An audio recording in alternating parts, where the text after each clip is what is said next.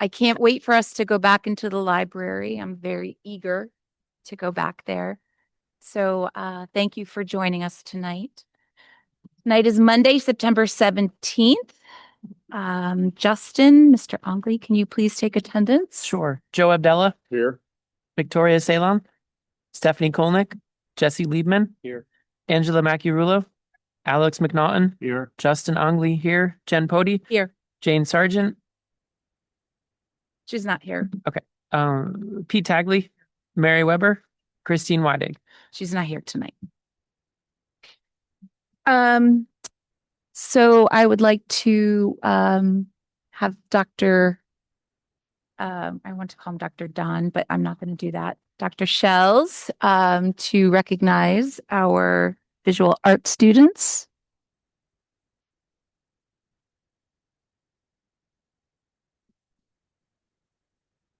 Good evening, everyone. It's nice to see you all here. I didn't know where you were going with that, Jen, whether it was going to be Dr. Strangelove or what you were going to say, but Dr. Don. well, one of the happiest parts of my job is to have the celebration that we're about to have here together.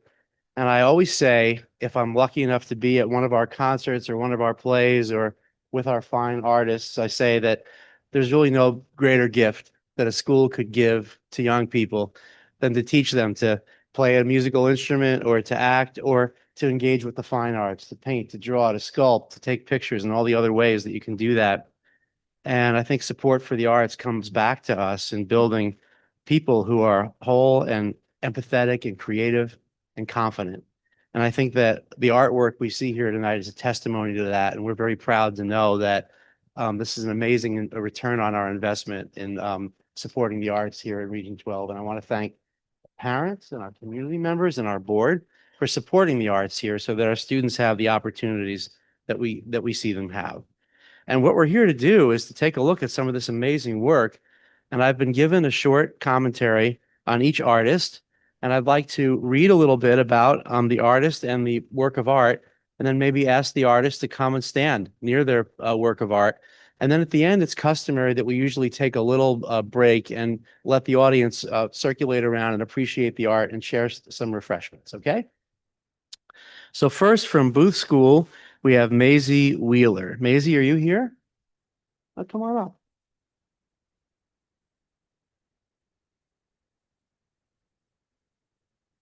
up. Students discovered the colorful world of Henri Matisse and learned how artists use complementary colors to make their artwork stand out. After studying Matisse's Goldfish series and noticing his bold color choices, students created their own vibrant paintings using tempera paint and paint markers. I love this. They study something worthy of emulation, and then they become the artist that's worthy of emulation themselves. So it's wonderful to see. Maisie's attention to detail here and craftsmanship exceeded the expectations for the project, and her painting turned out beautiful with complementary color usage. Congratulations on producing that amazing work of art. From Burnham, we have Chelsea Rice. Chelsea, are you here? Come on up. Welcome.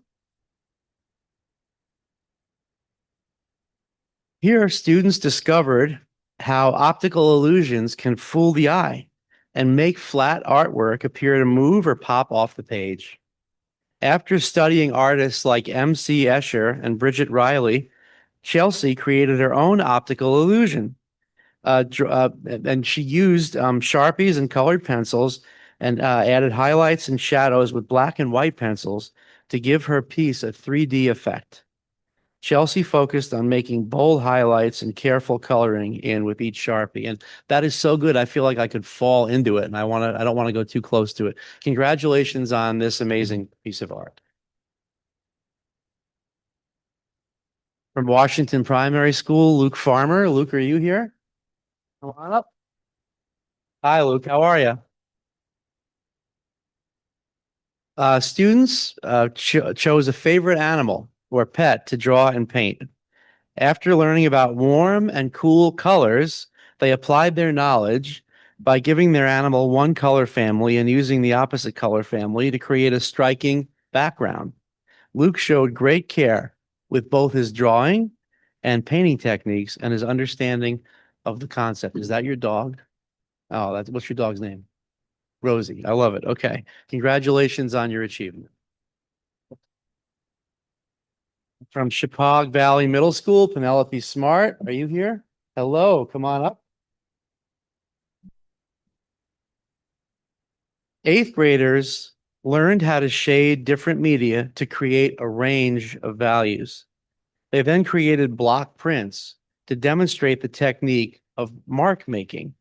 Penelope created this beautiful beach landscape by carving a block and printing over watercolor painted paper. Both the carving and watercolor demonstrated her high knowledge of creating value. That sounds like a complicated technique. Congratulations. From Chippewa Valley High School, Quinn Hurley.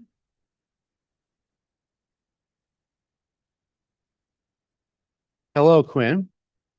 Quinn explored abstract photography by playing with composition, texture, color, and form to create images that focus more on thought-provoking imagery than on representational realism. For his animal project, he combined two different photos using Photoshop editing tools to make a seamless, creative composite that really shows his attention to detail. Congratulations. And finally, also from Chippewa Valley High School, Lee Cohen. Leah.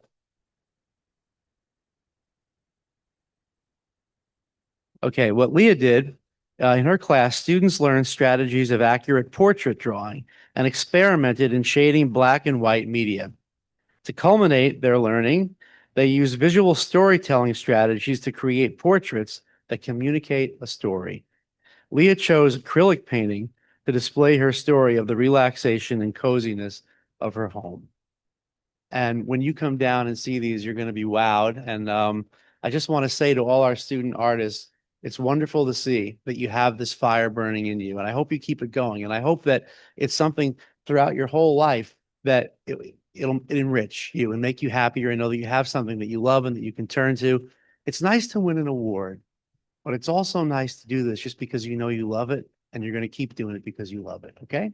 So thank you very much. Why don't we all get together and gather? We'll take a short break and gather down here for refreshments and to celebrate the painting. I'm sorry I had my back mostly, but I'm told it's my best side. So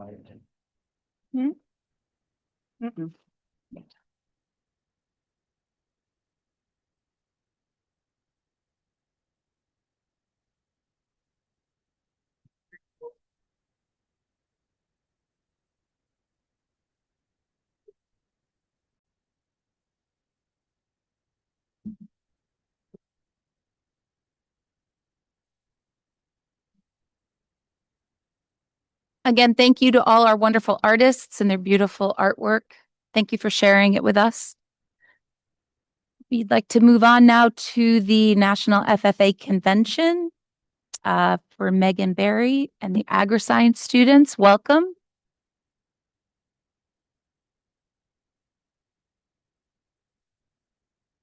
Do we move the artwork so we can see? Good evening, everyone. Hi. Thank you for letting us have an opportunity to come speak with you guys about our experience at the National FFA Convention. This year was our 98th convention. We will be in Indianapolis for the foreseeable future, and I've brought with me a few students. We're going to take a moment by saying their name and their grade and what part of the AgriScience program they participate in. Hello, my name is Claire Wheaton. I am in 11th grade or a junior, and I am a part of plant science.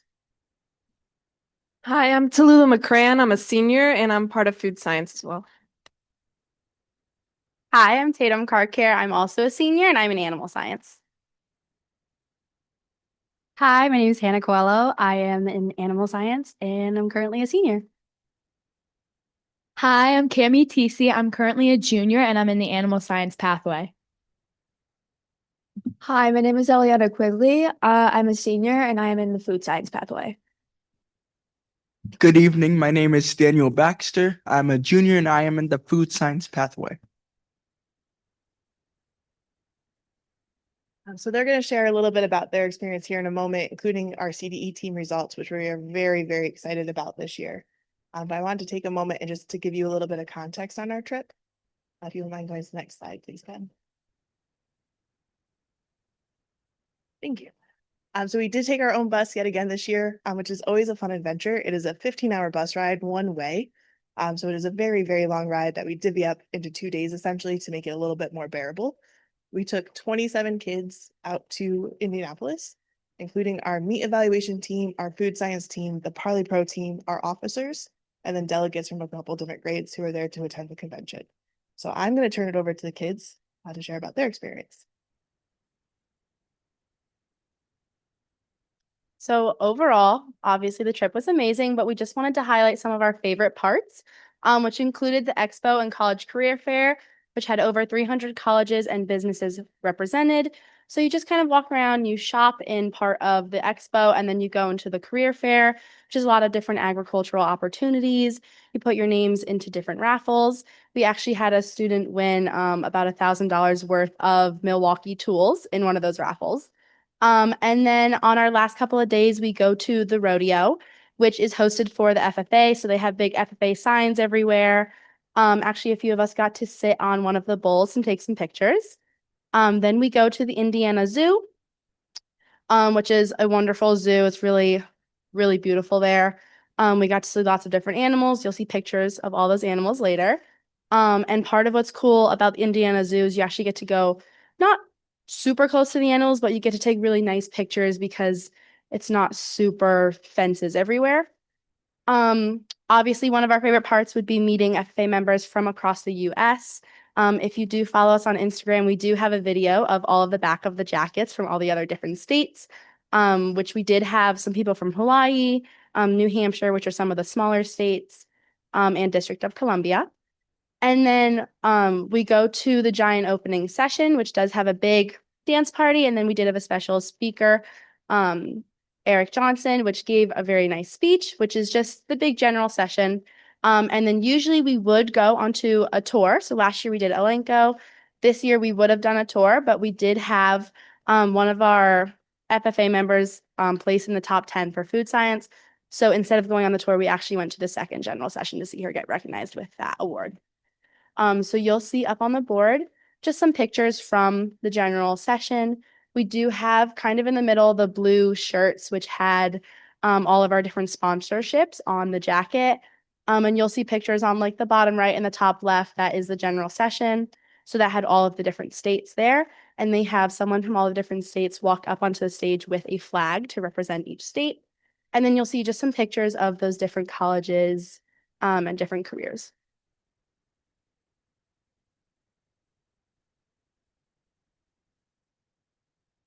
So basically, one of our first nights landing in Indy, we had our alumni dinner, which was at this restaurant called Buca's. It was an Italian dinner. We had a mix between salad, chicken parmesan, baked ziti, fettuccine alfredo, and we had the best cheesecake for dessert. So to all our alumni members who are sitting here today, we want to say thank you for sponsoring this dinner. We all had a great time. One of our students on the trip got to celebrate her birthday with us in the restaurant. Her name was Amy. We had a really great time at this dinner. We all got to have a free meal. Who doesn't want a free meal?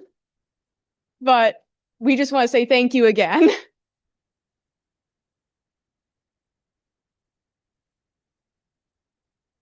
So I'd like to quickly introduce the next three contest teams.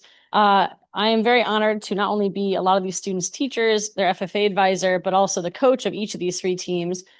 These three teams of students not only stepped up to the plate to serve on these very competitive academic, various agricultural pathway-driven contest teams, practicing most days every day after school, and then competing at the state contest, but all three of these teams won first at the state contest last spring that qualified them to represent Connecticut at the national convention with over 70,000 FFA members in attendance. So these guys not only achieved such high level recognition at the state level, but also for Chapag, these are the next three of our total of 5 historically teams going to nationals for contest teams.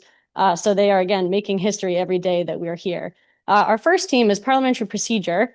This team is composed of a bunch of different students. We have two lovely students right here. We have a graduate, Quinn, and some other students, Julia, Indigo, and Kenny. This team won bronze at the national level, a very competitive contest. They did fantastic for our first time ever competing in the Parley Pro contest. We had a lovely co-coach who is Michelle Dahl, who is a parent of one of our students as well, and is a former FFA member herself, who helped co-coach these guys. So I thought I'd turn the mic over to two of our lovely Parley Pro peeps, as I call them, Hannah and Cami, to elaborate a little bit about their contest experience. Hi, everyone. To start off, I just wanted to say that I'm currently a junior and I've been doing this as a freshman, and I've been doing this since my sophomore year, actually. so it's been a long journey, and I'm really proud of how we ended up. I could not be more proud of a team. We had some last minute polls for our competition team, but I'm super duper proud, and I'm definitely gonna miss our practices after school every day. And everyone on this team was so dedicated. They put in so much hard work. Yeah. Also, because of this like competition, we are now able to actually help other students with their parliamentary procedure, as well as we are planning to like introduce more students to it and have them compete in starting a baby conduct team, so then they can hopefully compete at nationals when they're in their like sophomore, junior year. So we're hopeful that it grows to a bronze team to hopefully a golden team at some point. Along with this, a lot of the parliamentary procedure competitors were also given the opportunity to join the Parliamentarian Association, which is a really cool opportunity, and I'm super excited to join it. Yeah, we get until free membership until the age of 30, so woohoo. But I honestly want to say this was like a great experience for us. We got to actually practice a lot of our public speaking skills, and it was really fun meeting other states. Although we couldn't talk to them that much because of the competition and all that, it really showed how teamwork can bring you to this far. And honestly, it was an amazing experience, like always. Anyways, Thank you, everyone. Well done, ladies. Our next team is our, trying to remember what's next on our slides. Meat evaluation. So the meat evaluation contest is very cool because this one is actually conducted offsite at Purdue University in their meat cooler in their meat science department. So these students also got kind of a little bit of a college visit in combination with their contest. This team was composed of 4 individuals: Rachel, Claire, Tallulah, and Tony. Tallulah and Claire are here today, and they're going to speak a little bit about the contest. Also very proud of this team. This team also placed bronze as a team. And we also had 2 individuals that were bronze, Tallulah and Tony, and Rachel and Claire also got silver individual. So again, all 4 incredible members worked really hard, many after school practices, sometimes at local grocery stores in the meat department, being able to evaluate cuts of meat. So they put a lot of effort into this team, and I'm very proud of them and their performance. And I'm going to invite those 2 ladies to come speak on behalf of their contest experience. Hello. So the competition, we started off with either the team activity or general knowledge. So we had a team activity where we had to basically evaluate how much we need in a certain roundup meat. Yeah, so basically there was a lot of things that we had to study on for the different events. We had to look at pig carcasses and beef carcasses and put them in ranking order. Like, one thing that could make it better or worse is like too much fat on one place and not enough fat on the other. But you could not notice that, and you could be deducted a bunch of points. So that's one of the harder things. We also had to identify 40 meat cuts. There's about more than 100 meat cuts that we have to study and memorize. The cooking method, where they're from on the animal's body, the animal, and what the professional name of it's called, like sirloin or T-bone. So yeah, it was really hard, and it was really cold because we were in a meat locker for like the whole day. But yeah, it was also really fun. We had a lot of practices, and we've been studying since like fall of last year. So it was really fun to come out here and compete because it's once in a lifetime experience. And props to Claire because she was an add-in and she got higher than me. So literally such a good job on her end. So proud of her. Also, something fun I want to say about all our winning teams if you look right here, we get these really fun little pins that we get to show off that say National FFA winner. And when Eliana talks about food science, she has something big in store for you guys about her pin. Yeah, so yeah, we had a great time. Okay, thank you. Thank you. Well done, ladies. They did such a good job for being in a basically walk-in refrigerator for the entirety of the contest. So well done, ladies. And last but not least, we have our food science team. This team did phenomenal. Not only did this team, again, do a fantastic job at team collaboration, especially with 2 of our 4 members being college graduates, having to communicate with them through Zooms and group texts and stuff, but these students also blew everything out of the water. Not only did they get silver placing team, we had 2 bronze individuals, Dan and Marco, and we also had 2 gold individuals, Mina and Eliana. And Eliana did so well that she was actually recognized to be in the top 10 individuals. And at that time in the banquet, they pull the top 10 aside and say, you guys are going on stage in front of 70,000 students in 4 hours to figure out what placing you got specifically. And that's when we made the executive decision to miss our previously scheduled tour to an agri-science career place so that our whole agri-science group could go in support of this student. So we got to watch Eliana walk on stage, get recognized for 9th individual, again, in front of 70,000 students for this contest. So not only did this team do a phenomenal job at prepping, but again, that team collaboration and these individuals, Eliana, again, was 3rd place in the state for the state contest. Mina, the other gold individual, was 1st place last year. Mina has also been on the team for 2 years now. So some of these teammates have competed multiple years and finally got to this level, which is incredibly high level of recognition. So I would like to invite Dan and Eliana up to the stage really quick, just to give a little bit of context on their experience with this contest and for Eliana to brag about her fun new pin. Good evening again. My name is Daniel Baxter, and I actually was an add-on. So about in May, there was a decision that the former teammate that went to the state competition was not going to compete. So Ms. Davenport graciously said, you know what, Daniel, you're cool. I'll let you compete. And I appreciated that because I was really hungry to go back to nationals because I actually did it last year and it was a great experience. I did not do as great as I wanted, but this year was an awesome opportunity and I feel like I improved. Hi, my name's Eliana. This was my first year doing food science CDE, and I didn't really have any prior experience to food science.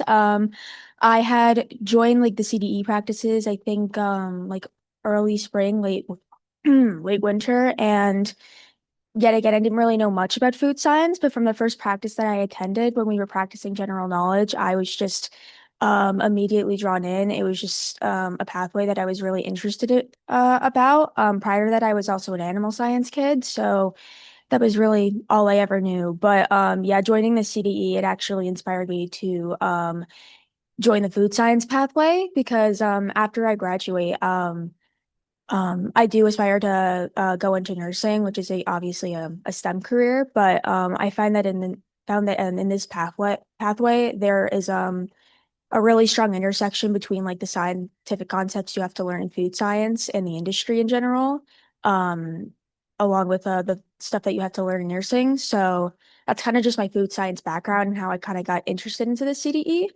And then into like the outline of the contest. So at nationals, we had 2 team events. One of them was a product development event, and then the next was a team safety audit. And then we had 6 individual events. One of them was a 50 multiple choice problem test, and then a 5 multiple choice math practicum, customer complaint sheets, product specification, and then we had sensory evaluation where we had to do aroma ID and then a triangle tasting test. And it was really, really hard. It took months of prep. For the team event, we did a really great job. We worked together really well. And yeah, and then the next day we ended up having a award ceremony just for food science. And then I had found out I had placed top 10 and they ended up giving me a separate little pin with a ribbon on it. So that was really cool. And then I also got a cash reward, but I'm not really sure how much I got. They gave me like an envelope saying that I had to like put my, social security number and then like all the other details in there so I could actually claim it. But I'm not going to find out how much I actually get until I get a check in the mail. So that was kind of the most annoying part. And then when I asked them how much each individual got, they kind of just ignored me. So yeah. Yeah, they they just want to be mysterious, I guess. I don't know. But still, and yeah, that's pretty much it. So they used to give out checks, but I have a feeling enough kids lost them that they needed to mail these home after the trip.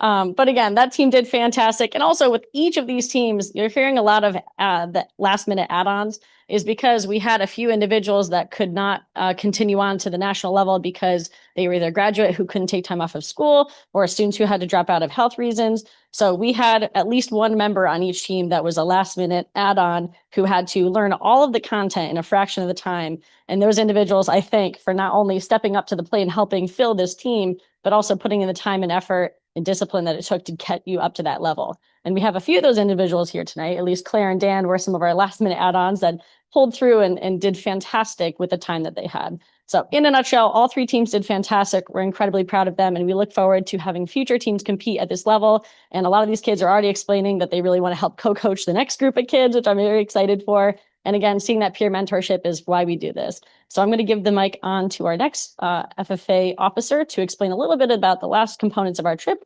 including the rodeo. Okay, hi again. So our next component was our last day at Indy, which was the FFA rodeo and the zoo. Ironically, the Parley Pro people had to miss like the first quarter, almost half of the rodeo, but we were really happy because we were able to see our results. But the rodeo was very fun. We were able to see like, how do you say it?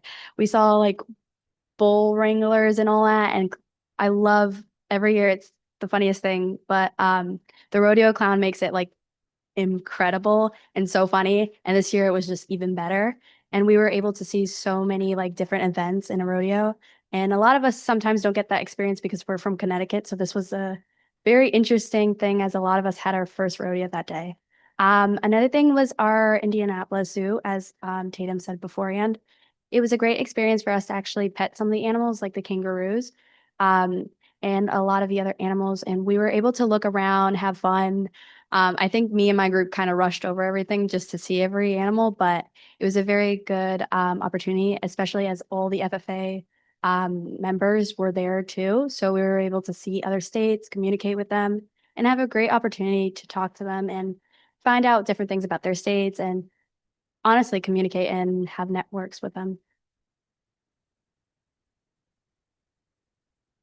Oh, sorry. We wanted to first say thank you on behalf of all the Chicago FFA students that went to this national trip and for all the future FFA national trip students. We really do appreciate this opportunity that you guys allow us to do. It kind of helps us grow every year, and we are able to prove that our school is so good and great.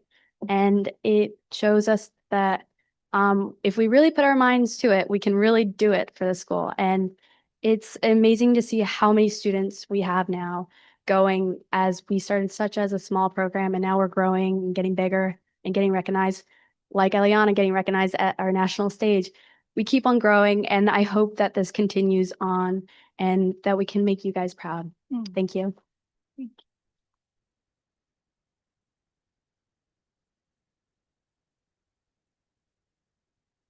You want to speak? Good. I just wanted to thank you all for the opportunity for having us here tonight. And if we can help answer any questions about our trip, we would be happy to do so. Does anybody have any questions? Alex?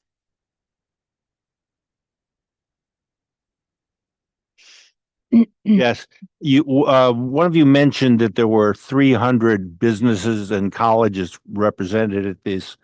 Did any, particularly the seniors, make any contacts with these colleges or businesses that they might follow up with next year?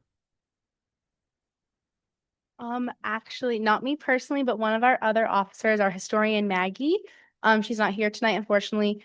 One of her top schools that she did apply to, SUNY Cobleskill, actually reached out to her while she was there and ended up taking a picture of her little badge so they could stay in contact because she saw that she was a member of the FFA.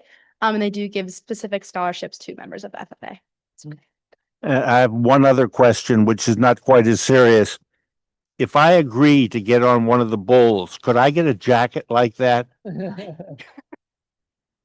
I think they might have a t-shirt. Just Uh, I don't know yet, but The jackets are so cool. thank you. Thank you. Anybody else have any questions? Mary? Thank you so much for your presentation, and we are really, really proud of you. Thank you. You've come so far in such a short amount of time. Thank you. Thank you. I'm just so impressed with the way how comfortable you all are in speaking to all of us.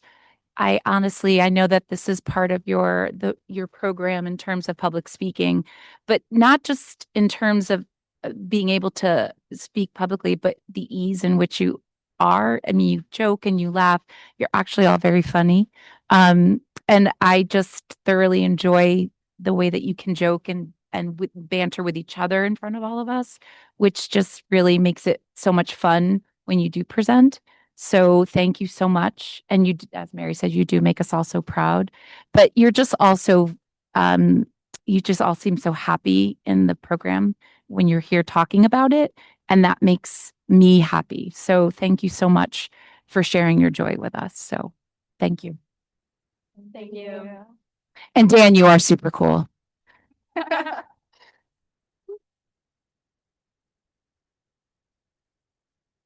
Hey, so what a fun night. Moving on now to public comments on agenda items only. Do we have anybody? Nothing, Ben? Okay. No. Great. Moving on to the consent agenda. Is there anything on the consent agenda that Alex would like to, or anybody else, not just Alex? I mean, I always look to Alex. Yeah, I didn't get a chance to really dig into it, but I did look at the high points and I found nothing that was out of place. Anybody else? I don't need to include anybody else. It's just that Alex likes to. Okay. So nothing. We will adopt the agenda. Great. Moving on to the presentation for Quebec City, Canada. Hi. Welcome. No, I'm thrilled. Welcome. It's actually really exciting to see these kids that I've seen in the world language classroom context present. Anyway, I've enjoyed them tremendously. So I'm back here again to ask for one more shot at getting the Quebec trip off the ground. I did things a little differently this year because last year there was a lot of buzz and the kids seemed really gung-ho on the idea. But I think when the rubber met the road and parents had to write a check, the enrollment really was too low to make the trip a go. So I decided to reach out first with a survey. And so I did that, and I did a Google survey at the beginning of the year. And because the kids seem excited again, and also these things tend to cycle through and the enrollment changes. And I got some good responses. And I paid most attention to the last question, which was, after hearing all these details and all the logistics, now that you see the price tag, are you still very interested? And I got about 18 strong responses. We need 20. I also had 2 parents who expressed an interest in going along.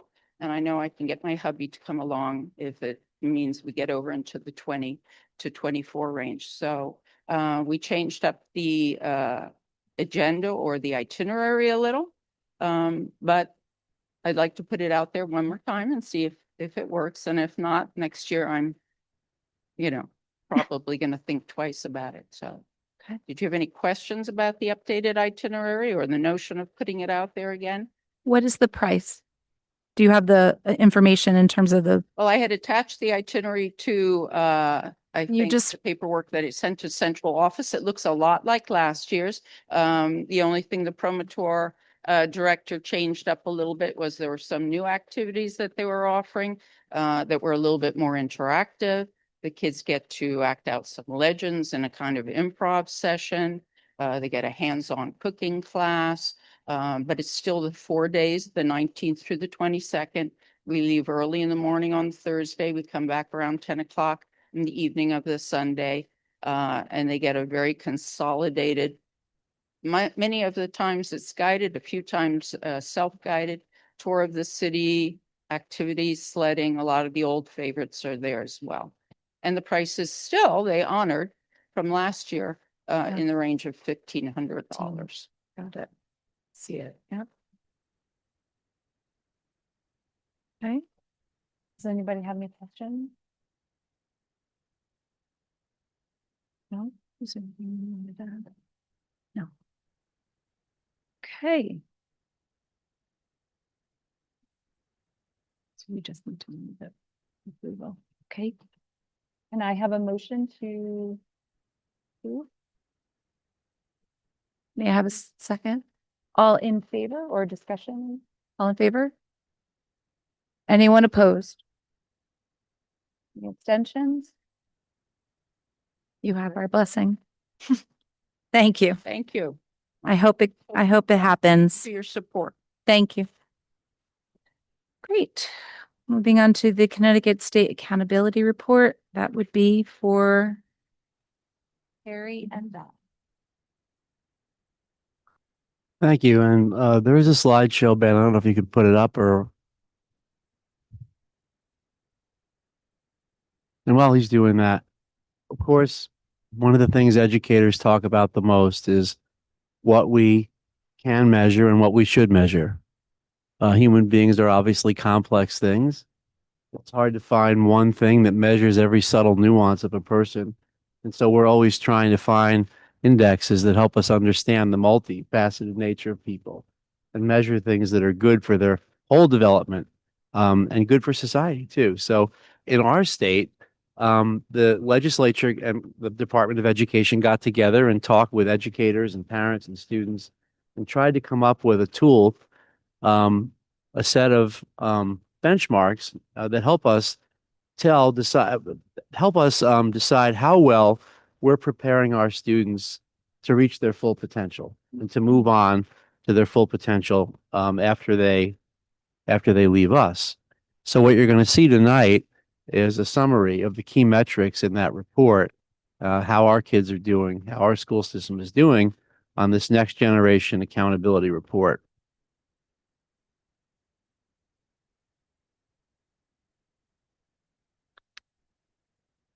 You can click the slide, man. Thank you so much. One of the things that's interesting and I think authentic and good about this is that it's not just about a snapshot of a given score or a given outcome, although that's here. It doesn't shy away from that accountability. It also talks about things like growth and how people can develop and what other things we should be doing with kids to help them become actualized and reach their potential beyond just, I shouldn't say just, but beyond reading and math scores. What are the other ingredients in helping a person develop and become successful, happy, and actualized? So when we use this data, schools and teachers and students use this data to track our progress relative to other schools in the state. It helps us know how to design improvements. It shows us where support is needed. It promotes transparency. You could see these metrics online about any district in the state. And it's a good outside check on our teaching and learning and how well we're doing with it.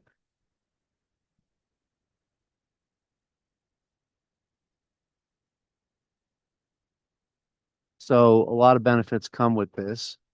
I'd said before that it's not just about achievement, although of course it doesn't shy away from reporting on that. It's also about how our students are developing and growing. So it provides a more complete picture of how a district is doing beyond just its test scores. You'll see a metric in here later about how well we're providing access to the arts for our students. We saw a little taste of that tonight, but in terms of across our district, how well is that happening? And I think that's kind of refreshing because it shows that people understand there's more that goes into helping a student grow than might otherwise meet the eye. And it helps us understand that we don't want to be myopic in the curriculum that we select, the things that we're doing with kids. We want to take a very wide view of the things we're exposing students to and helping them learn to love and acclimate to. So this was all developed by the State Department of Education. It, again, was in consultation with educators and students and parents. And it just basically encourages us to take a look at these different areas and decide how we can improve on them and how we can make sure we're making the best opportunities available for our kids. So Carrie has actually harvested the data and will now take you through our report. All right. So on this slide, you see these are the 12 different indicators that are measured through the State Accountability Report. And as Don said, you can see this information for our district as well as any other district in the state at the Public Ed Site website. It's www.public-edsite.ct.gov. And you go under the accountability tab. You could get all of the information I'm about to share with you. On the next few slides, we're going to review Region 12's performance in these 12 indicators as compared to the state of Connecticut. And we're going to look at the trend data over the last 4 years for both the state of Connecticut and Region 12. So this first slide, and this comes right from the EdSite website, is the overall accountability index. And this is going to be the pattern on the next several slides. On the left-hand side, you see the state of Connecticut. And on the right-hand side, you see Region 12. And then these are the data points over the last 4 years, starting in 2021-22 school year up until the 2024-25 school year. So overall, you can see our trend is slightly up and that our scores are generally above the state average in Connecticut. That's overall. This slide, and I purposely kept, if you see, and if you're looking at this on a screen or if you have it printed out, on the right-hand side of starting on this slide and moving forward, there's a little definition or description of exactly what the data is that is represented. So this is the overall performance index. This tells us about basically our state testing and how our students are achieving on state tests. So there's a line for language arts for all students, there's a line for math for all students, and then there's a line for science for all students. If you go onto the EdSite website, you could also click on and see our high need students and how they're performing. I don't know if you can see those sort of whited out tabs at the top, but it becomes very complicated. And so I chose to not put those on this slide because the graph becomes difficult to read. But if anybody wanted to, you could absolutely go on the website and click on those tabs and see. So you'll see there's, if you focus on Region 12, the right-hand side, there's been a little up and down in achievement. We saw that when I did our achievement report of a few weeks ago, a little bit of up and down in different areas, but always well above the state average, of course, in terms of our percent proficient. Yes, sure. Yeah. Can you just quickly qualify what exactly a high needs student means? Is that like any student with an IEP or, what qualifies a student? High needs students are students who receive free or reduced lunch or are English language learners or have an IEP or 504 plan. Correct. Well, they're part of the all students, which is represented here. And then also, if you wanted to see their performance specifically of that group of students, you could click on those tabs. Sure. All right. So on this slide, you see academic growth. This is I think one of the values of the accountability index is that we get credit for growth. It's not just achievement, but are our students growing? I also happen to think academic growth is a leading indicator. It's going to eventually, if we see kids meeting growth targets, they are going to hit those achievement targets that we want them to meet, the benchmarks. So you can see the trend is certainly up since 2022-23. That's where you see that dip in the graph, where 57% of our students were meeting the growth target. As of last year, 68, almost 69% of our students were meeting their growth target. So that's a great data point to see, because growth means we're heading in the right direction. Kids are growing. Next one is chronic absenteeism. Remember, on the left is state of Connecticut, on the right is Region 12. And this is a graph where we want to see a downward trend, right? We want to see a lower percentage of chronically absent students over time. So that's a good thing that it's trending downward. I do see that little sort of dip back up in last year's rate. We went from 9.1% chronically absent to 10.8% chronically absent. And that's a data point that all the principals are thinking about and looking at. We want to, this information just came out a few weeks ago, but we do need to sort of dive into exactly who are those students and what are we doing to make sure that we are keeping our chronically absent rate as low as possible. Next slide shows college and career readiness.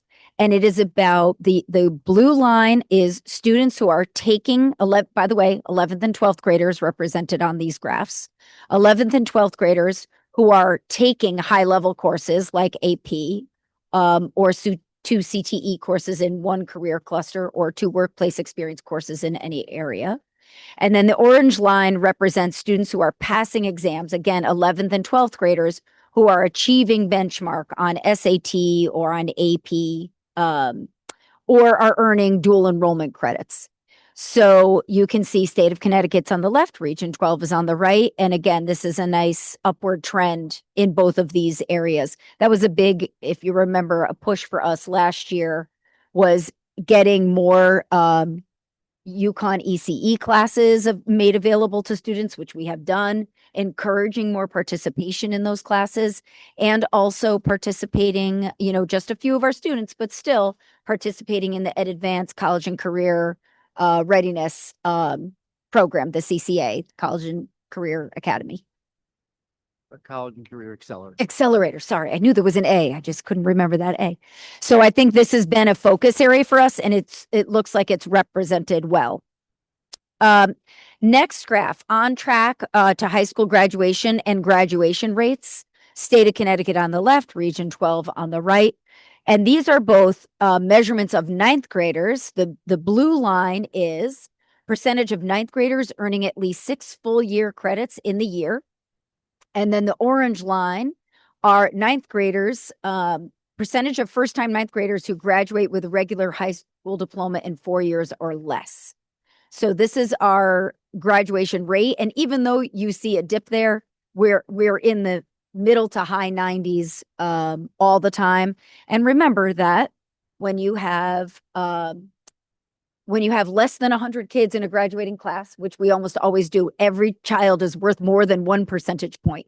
So even a couple of students who take a little extra time to graduate are going to show up in this graph in a way that's noticeable.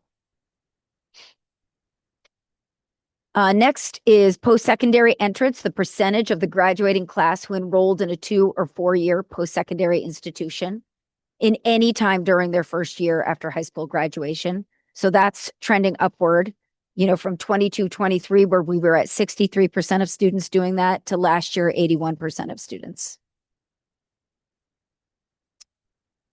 Physical fitness, the blue line is the students' rate of meeting the benchmark in the physical fitness tests.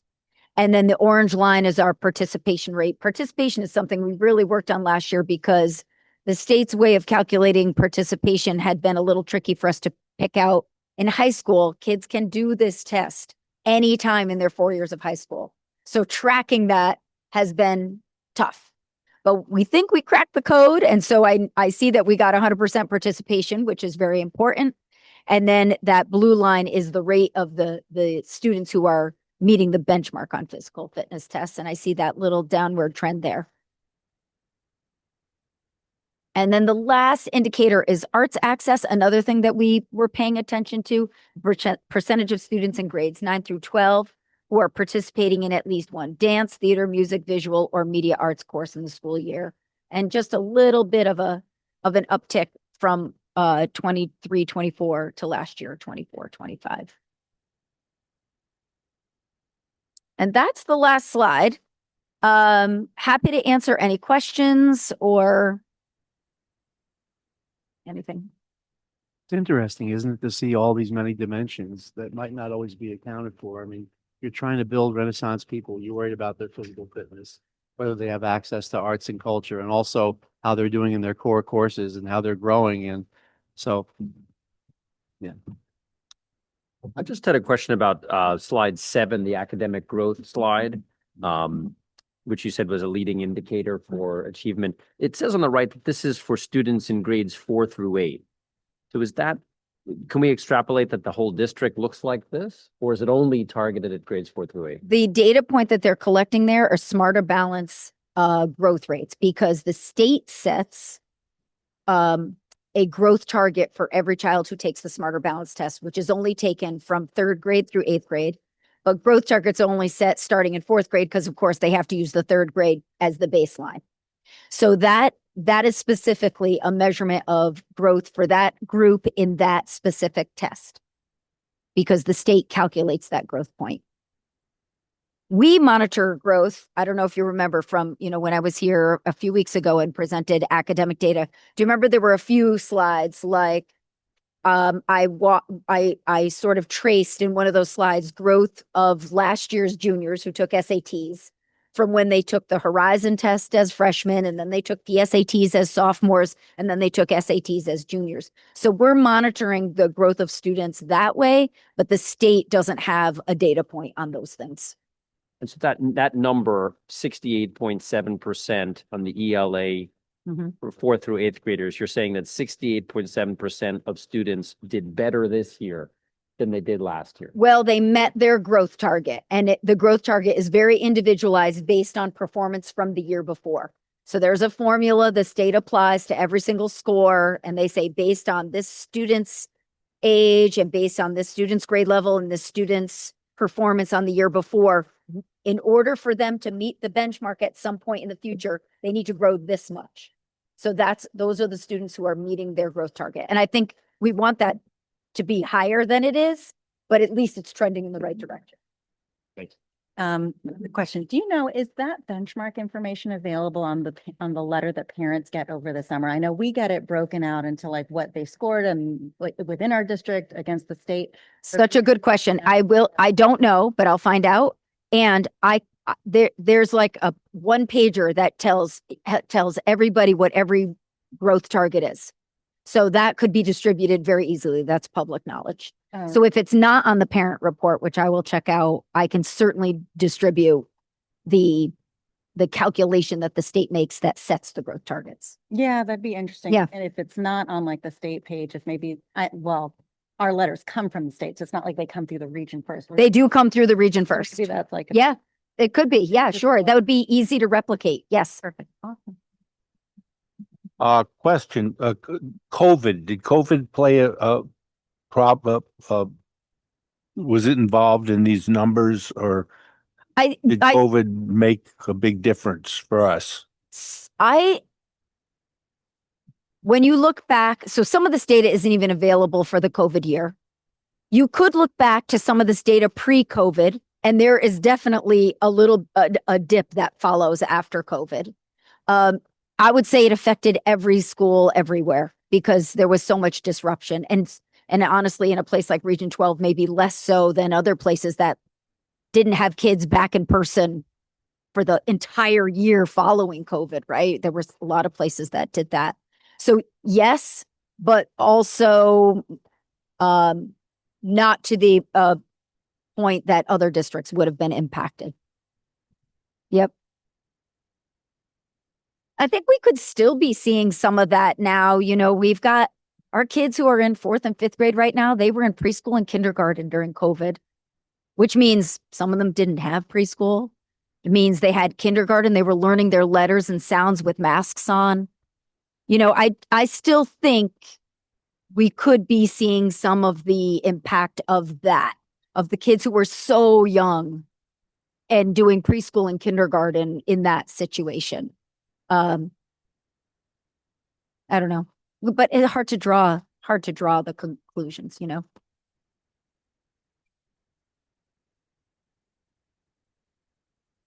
Sorry, about the physical fitness Yeah. numbers. Yeah. I'm looking at this. So only half of those students who are assessed meet the state's physical Mhm. fitness requirements. Yeah. They run the mile, they do the sit and reach to measure mobility. They do, you know, pull-ups or the arm hang. There's 4 or 5 tests that they do. Yes. We have such an athletic That's my impression. school community, you know? It's really interesting. What's the age group? Well, physical fitness tests are taken in 4th, 6th, 8th, and then at some point in high school, somewhere between 9 and 12. And that's all the same. 'Cause I can't see it from the phone. I'm trying to. Isn't that one chart? Yes. Yes. Is that breaking? It's not broken down. And what is the percentage? 51% of our students. That doesn't. And by the way, they have to in order to meet the benchmark, they have to pass in all 4 areas. So just know that. So you could, like, if you don't make it in the mile, if you don't hit the benchmark in the mile, you're considered not physically fit. So just keep that in mind. They all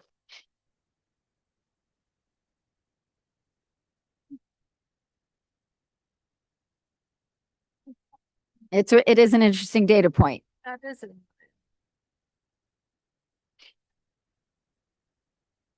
Those PE teachers worked very hard on that too. They really did.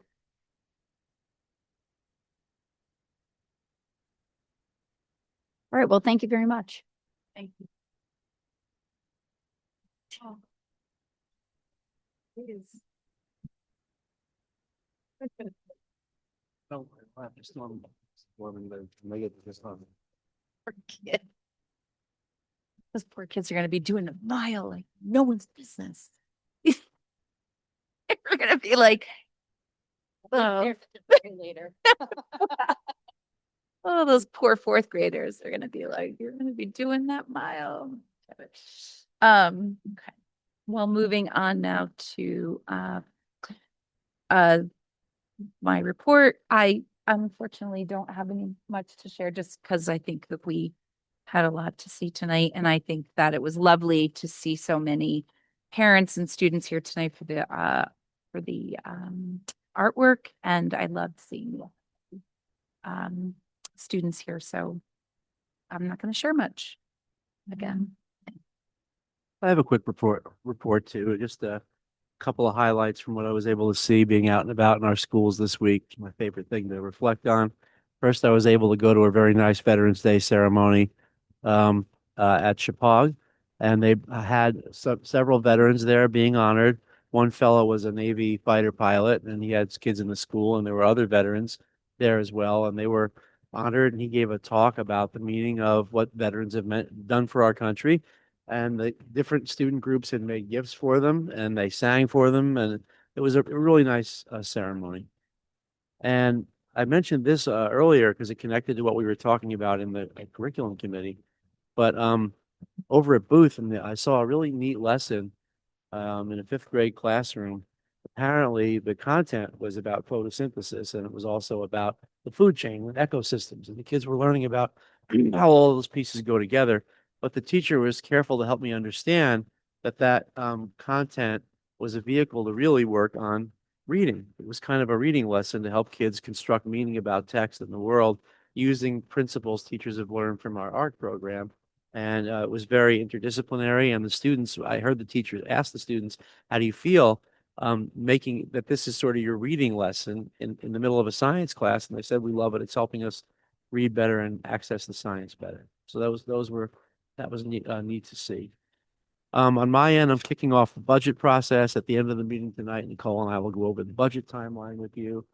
And When when the schools, dispose of property, whether they, donate it to charity or gift it or otherwise dispose of it, I kind of make the board aware of that.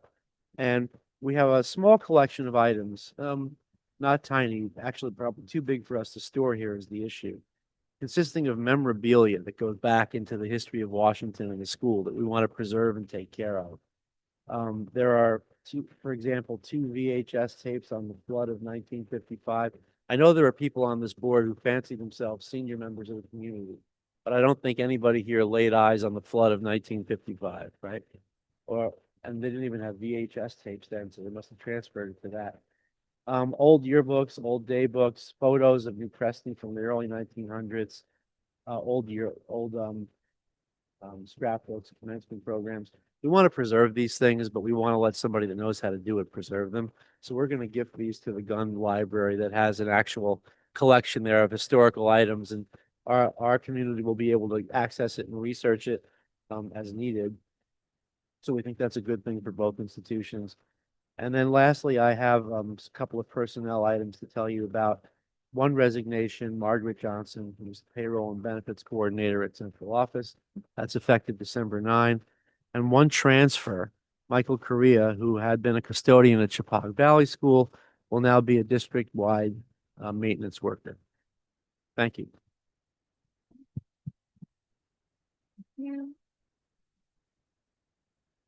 Treasurer's report, Alex. I don't have too much to report. The audit, how is the audit coming, Nicole? Great. Great. So everybody heard that. We're done. We're just waiting for them to put it in print. The budget timeline you guys are going to talk about later. I really have no other news for the treasurer. Thank you. Moving on to committee reports, Agri-Science Committee, Mary. I don't think I have anything better to say than what the presentation we had tonight. That was fabulous. But let me just remind you that the bazaar is coming up. The holiday bazaar is coming up the first week of December, and our ag kids are working very hard to raise money, and they're doing some projects. And then they have the Christmas tree sale. And I just hope that all of us will support it. What is the date? What time? I forget. 6? Holiday. After 6 to 6:30.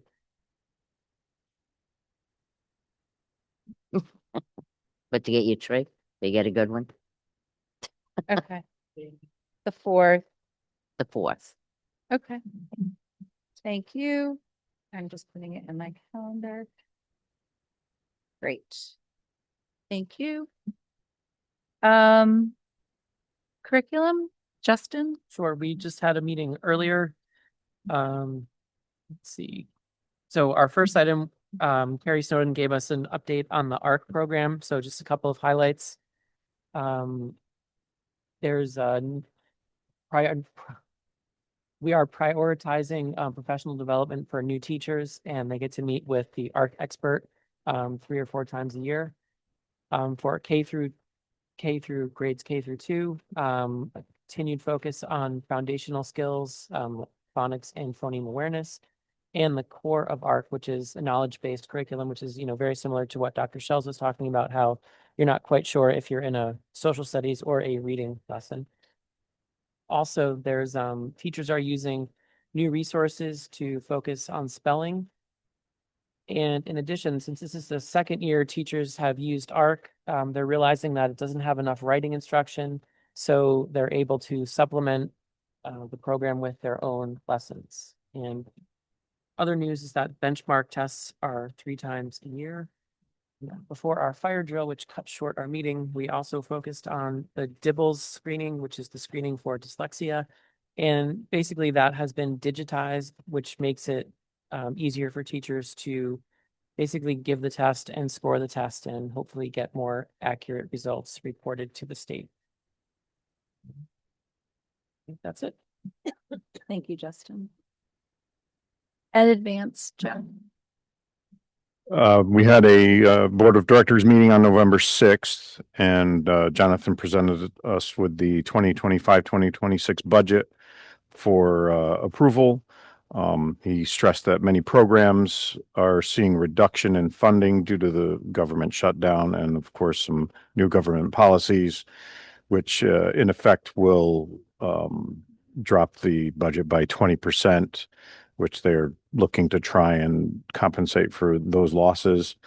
The sale of Workspace Connecticut in Bethel, the deal fell through, so they're looking for a new buyer for that, and they're actually considering dropping the price of the property.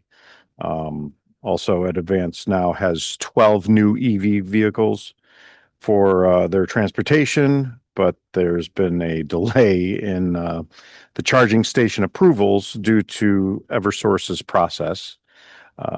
They're hoping to get approvals for the locations in Torrington, Litchfield, and Danbury soon. Currently, they're using alternative locations for charging the vehicles temporarily. That's all I have for now. Finance and Operations, Alex.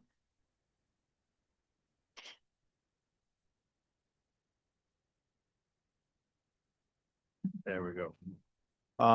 We had our last meeting just an hour before our last Board of Ed meeting, so very little news. The boilers in Washington Primary, the first boiler is almost complete. And then so we're running on the backup or the second old boiler, and hopefully we will get this done in the near future. Ms. Cobbs. Labor negotiations, Vicky. We had our first meeting a couple of weeks ago. It went very well. We are in full swing, and our next meeting is this Wednesday here at Chippewa. Thank you. Policy. Nothing new. Our next meeting is December 8th. Thank you. And nothing new to report for strategic long-range planning. Moving on to old business to consider if appropriate, which we already did. So we're moving on from that. And to consider for approval, a second read of policy 5114, student discipline. Yes, and you may recall, we took a look at this a couple meetings back. I sort of briefed changes for you, which are just recommended by our council to help the policy keep up with recent events and other laws that have been passed, other policies that have been passed. And then Shipman changed it again slightly, really to update, beef up the concept of challenge and behavior. So I delayed moving it to the second read until we could get their final draft, which we now have, that I was able to summarize for you last time. Does anybody have any more questions about the differences in the policy or any questions about the nature of the policy? Did anything change after? No, we're set now, Alex.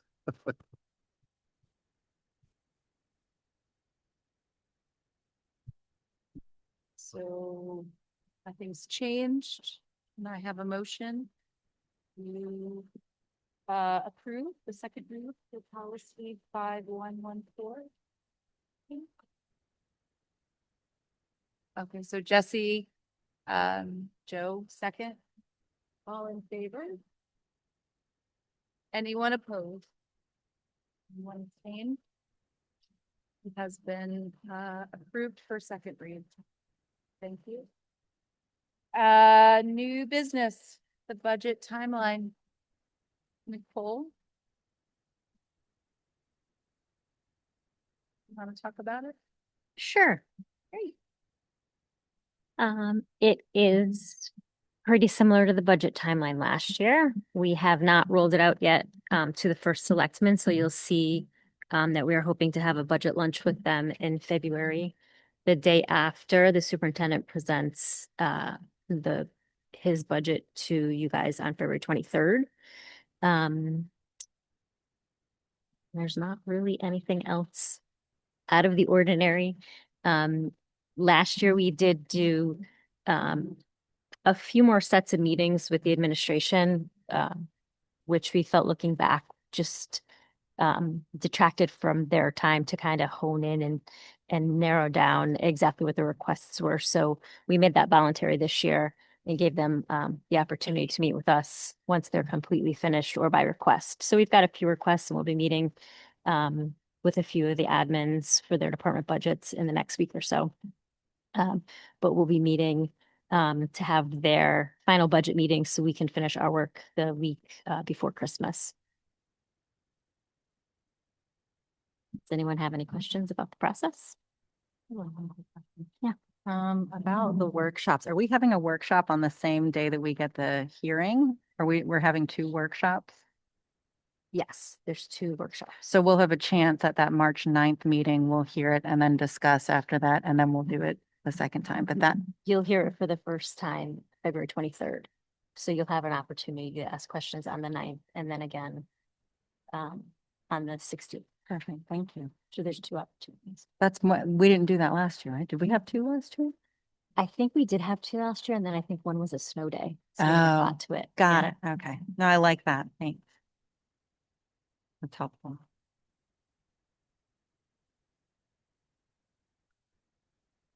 Do we have any other questions?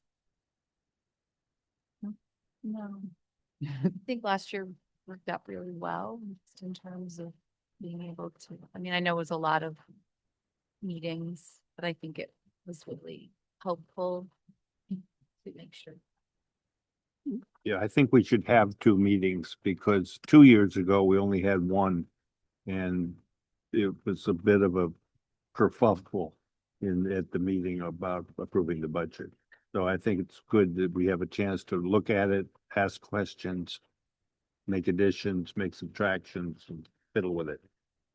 Well, I was talking more about I liked that there was the meetings with the three Board of Finances and then with the PTOs, making sure that those meetings with all three towns were, I just think that just really is really helpful to make sure that the three towns have opportunities to ask questions and have the opportunities to, and I just think obviously communication is important to make sure that people are aware that those are opportunities for them to attend. And we were really well received by all town. Board Yeah. of Finance last year. That went really well. And I think that's important. I know it's difficult for you guys to schedule because each town's boards of finance only meets on a Tuesday or a Yeah. random whatever. And so it's not like you have them all within a week, which is, I think, really nice. Yeah, it's just, I I think scheduling wise, it worked out.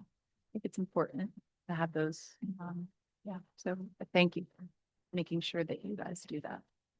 Yeah, I like that too, because, then we also get to hear some of the concerns that the people in the schools are talking about that we don't get to hear. They're talking amongst themselves, and their problems that they think that are problems a lot of times that are really not. And once, you or any of us explain that to them, then it makes everything clear. And then all the communities have a chance to talk to you and talk to us about it. And so that we can come to you with any concerns that they have. That's really good. Or just hearing their concerns and even not being able to reassure them, but hearing their concerns, period, is really important. And also hearing our town's concerns, the finance. I think that's really important too. So I think it's just really helpful.